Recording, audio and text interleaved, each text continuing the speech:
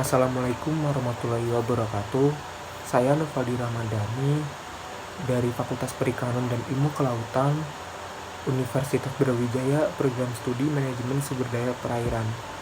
Di sini saya akan memaparkan materi terkait tentang fenomena alam yang terjadi di belahan bumi ini, yaitu fenomena ENSO atau El Nino Southern Escalation. Pada pemaparan materi yang akan saya sampaikan nanti, di sini saya memuat beberapa topik atau pembahasan. Yang pertama, yaitu memahami proses El Nino dan La Nina. Baik, kita beralih ke definisinya dulu. El Nino dan La Nina merupakan fenomena alam yang sering terjadi dan mempengaruhi iklim global, sehingga kita dapat merasakan adanya perubahan yang diakibatkan oleh fenomena ini, mulai dari perubahan alam seperti kekeringan, terus curah hujan yang tinggi, terus perubahan dari cuaca tersebut yang kita rasakan di kehidupan sehari-hari. Kedua, perbedaan El Nino dan La Nina. Meskipun terlihat mirip dari segi nama, tetapi El Nino dan La Nina ini memiliki perbedaan yang cukup spesifik, teman-teman. Yang pertama, El Nino. El Nino itu terjadi ketika permukaan air laut di Samudra Pasifik bagian timur menjadi sangat hangat, sehingga menyebabkan adanya perubahan pola angin global dan berdampak pada cuaca di seluruh dunia. Sedangkan La Nina itu sebaliknya. La Nina terjadi ketika air laut yang ada menjadi sangat dingin, menimbulkan perubahan pola angin dan hujan di seluruh dunia. Dan dapat ditarik kesimpulan dari perbedaan ini, El Nino menyebabkan suhu permukaan laut menjadi sangat tinggi, sedangkan La Nina menyebabkan suhu permukaan laut menjadi sangat rendah. Di sini saya akan menjelaskan bagaimana sih proses terjadinya fenomena ENSO, El Nino dan juga La Nina. Memengaruhi pola cuaca di seluruh dunia, mulai dari Amerika, Antartika, hingga Australia. Dari bahasa Spanyol yang berarti anak laki-laki kecil, ia dikenal sebagai El Nino. Siklus lainnya adalah La Nina atau anak perempuan kecil, dengan fase di antara keduanya yang disebut netral. Peralihan antara fase-fase ini membentuk El Nino Southern Oscillation atau ENSO, yang merupakan salah satu penggerak iklim terpenting di dunia. ENSO memiliki pengaruh besar terhadap iklim Australia. Peristiwa El Nino dan La Nina dapat menyebabkan peristiwa ekstrim alami seperti kebakaran hutan, gelombang panas, kekeringan, banjir, dan juga angin topan. Ketika bumi berputar, arus angin pasat melintasi planet ini mendorong permukaan air laut yang hangat melintasi Samudra Pasifik yang luas. Suhu permukaan laut ini menciptakan pola sirkulasi yang dapat diprediksi di atmosfer dan iklim laut. Para ilmuwan mengumpulkan data kapal, stasiun cuaca, robot laut, dan satelit untuk mengukur perubahan antara tiga fase ENSO, yaitu El Nino netral, El Nino, dan La Nina. Peristiwa La Nina cenderung membawa curah hujan di atas rata-rata ke Australia bagian timur. Selama kejadian El Nino, ada kemungkinan lebih besar untuk terjadinya kekeringan dan kebakaran hutan. Setiap kejadian El Nino dan La Nina berlangsung sekitar 6 hingga 12 bulan, dibutuhkan rata-rata 4 tahun untuk siklus dari El Nino ke La Nina dan kembali lagi. El Nino kuat pada 1997 sampai 1998 yang berdampak pada setiap benua di dunia, menyebabkan kehancuran yang meluas di seluruh dunia juga. Kisah ini dimulai dari Pasifik Timur. Di sini angin pasat bertiup dari timur ke barat, mendorong air permukaan yang hangat ke seluruh penjuru planet sehingga menumpuk lebih banyak air di Pasifik Barat. Di atas lautan, udara hangat naik mendorong pola sirkulasi atmosfer yang dikenal sebagai sirkulasi Walker. Air dingin yang kaya nutrisi di pesisir laut naik dengan baik menggantikan air hangat yang terdorong oleh angin pasat seperti atlet yang sedang memompa besi. La Nina adalah versi kuat dari fase netral. Angin pasat menjadi kuat dan lebih banyak air hangat menumpuk di Pasifik Barat. Kelebihan air hangat ini meningkatkan penguapan dan curah hujan, menyebabkan banjir, dan membentuk siklon tropis di lepas pantai timur Laut Australia.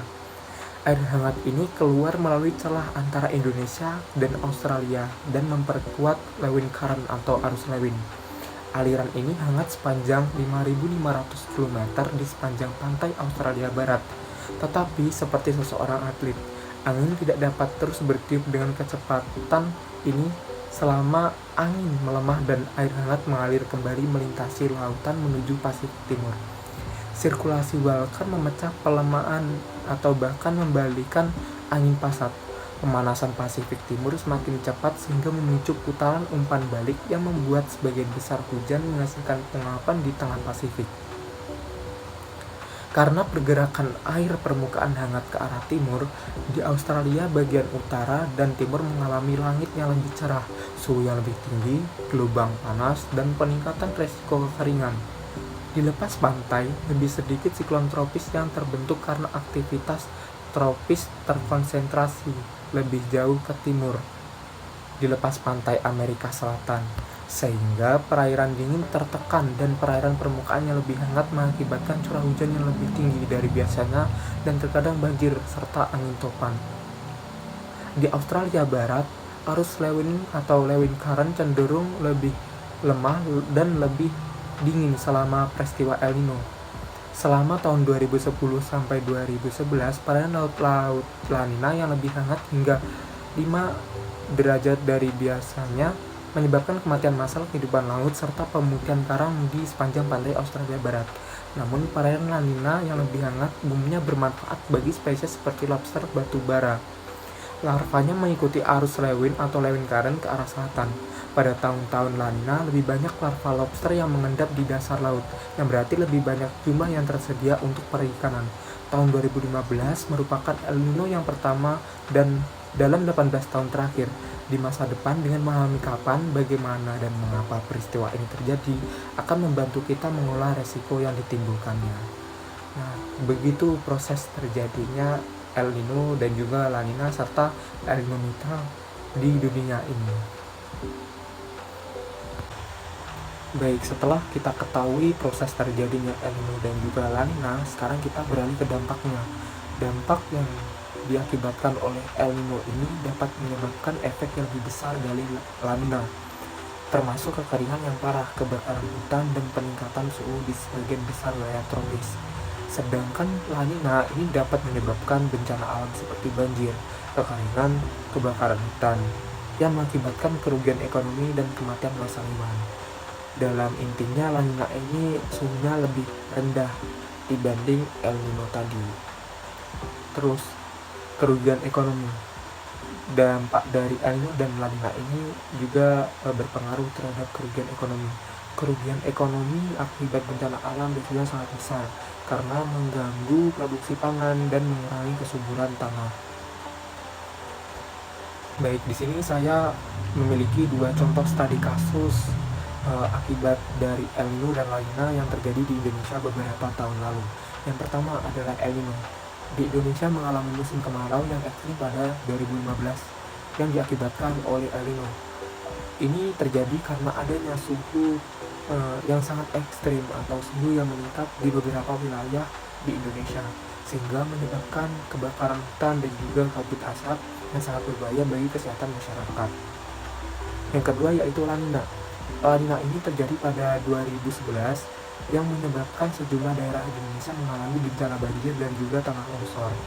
Ini disebabkan karena curah hujan dengan intensitas yang sangat tinggi yang akhirnya menyebabkan kerugian dalam sektor ekonomi dan juga penurunan produksi pangan milik masyarakat setempat yang terkena dampak La Nina. Nah, baik teman-teman, kita sudah mengetahui apa sih pengertian El Nino, apa itu El Nino, apa itu La Nina, dan proses terjadinya itu bagaimana. Nah, mohon maaf jika saya terdapat banyak kekurangan dan masukan materi-materi di dalam video ini atau salah pengucapan, saya mohon maaf sebesar-besarnya. Terima kasih atas semuanya. Sekian dari saya. Wassalamualaikum warahmatullahi wabarakatuh.